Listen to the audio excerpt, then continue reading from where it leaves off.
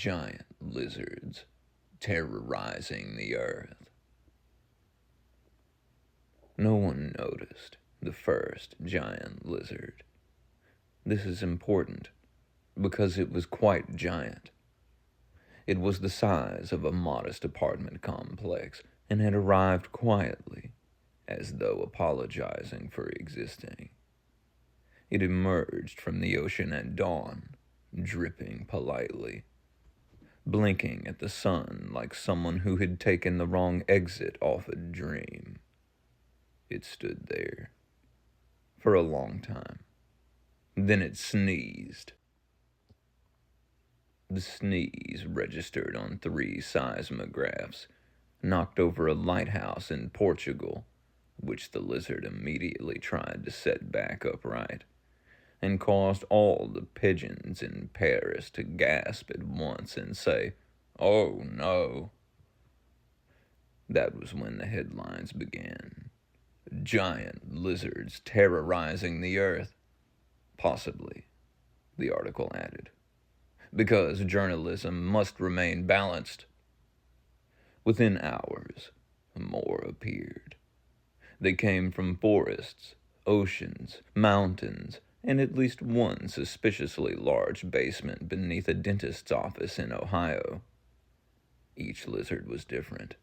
Some had moss growing on their shoulders like gentle old men. One had freckles. Another wore a broken satellite dish around its neck like an accidental necklace. They did not roar. They cleared their throats. The sound was unsettling. It was the sound of a library politely asking you to leave. Panic erupted. People screamed. Governments convened. Emergency meetings were called, delayed, rescheduled, and eventually canceled because one of the lizards had sat on the conference center, looked embarrassed, and refused to move until someone told it everything was okay. A scientist went on television and said, "We believe these creatures are." The broadcast cut out as a lizard leaned down, adjusting the antenna, and whispered, "Sorry." The first official act of terror occurred in Tokyo. A giant lizard wandered into the city, stared at a vending machine for a very long time, and pressed every button at once. The resulting cascade of beverages flooded 3 blocks. Witnesses reported the lizard clapping softly. "I thought I was going to die," said a man clutching a melon soda. "But then, I didn't." In New York, a lizard tried to climb a skyscraper and became stuck halfway up. Rather than thrash, it asked, audibly, and in perfect English, if anyone had, perhaps, some soap? It turned out its hands were just sticky. Children brought bubbles. The lizard wept with gratitude and promised to be more mindful of surfaces. By day 3, it became clear the lizards were not attacking cities. They were bumbling through them. One accidentally destroyed a bridge and immediately sat down and refused to move until it had finished feeling bad about it. Another knocked over a monument and spent 6 hours trying to reassemble it upside down. A particularly alarming lizard in Rome kept pointing at ruins and saying, "Oh, these are already broken." Good, good. Despite this, fear persisted. People said, "You don't know what they're planning." The lizards, overhearing this, grew nervous. One lizard hid behind a mountain. Another pretended to be a hill. A third attempted to disguise itself as a cloud, which did not work, but was very earnest. They whispered among themselves, I think they think we're scary, said one. But we are scary, said another, accidentally breathing fireflies out of its nose. Yes, said a third, but not on purpose. The spookiest incident occurred at night. Every night. At exactly 3:17 a.m., all the lizards stopped moving. They stood still.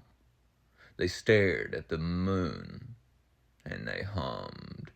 Hmm. The hum vibrated through bones and dreams. Dogs refused to bark. Cats stared in the wrong direction. Humans woke with the feeling they had forgotten something important, like a name or a promise, or how to be brave. People called it the terror hum. No one slept. Finally, a small child spoke. She walked up to the nearest lizard. This one smelled faintly of rain and old libraries, and asked, "Are you lonely?" The lizard froze. Then it sat down very carefully and said, "Yes." This changed everything. The lizards were interviewed. They explained they had been asleep for a very long time beneath the world, holding it together from underneath like shy stage hands. But the earth had grown noisy and hot and confusing, and they woke up disoriented. "We thought maybe we were late," said one. "For what?" asked a reporter. The lizard shrugged, causing a mild avalanche. "For being here." They were not here to conquer. They were here because they had nowhere else to go. They liked warm rocks. They liked being told when they were in the way. They liked applause, but only soft applause. They were afraid of sudden movements and disappointed sighs. And they hummed at night to remember themselves. The world adapted. Cities painted gentle arrows on streets labeled, "Please stand here, giant friend." Schools held lizard appreciation days. Someone knitted a sweater the size of a football field, and one lizard wore it briefly before apologizing for sweating too much. Spooky stories were still told, of course. Children whispered, "They can swallow you whole." Adults replied, "Yes, but they won't." "And if they do?" the children asked. "They will cry the entire time," said the adults, "and write your family a very long letter." The headline changed. "Giant lizards coexisting with the earth. Awkwardly." At night, the hum softened. It sounded less like terror and more like a lullaby sung by something very old that was finally allowed to stay. And sometimes, if you stood very still, you could hear a lizard whispering to the ground, "Thank you for holding me." Giant lizards coexisting with the earth awkwardly.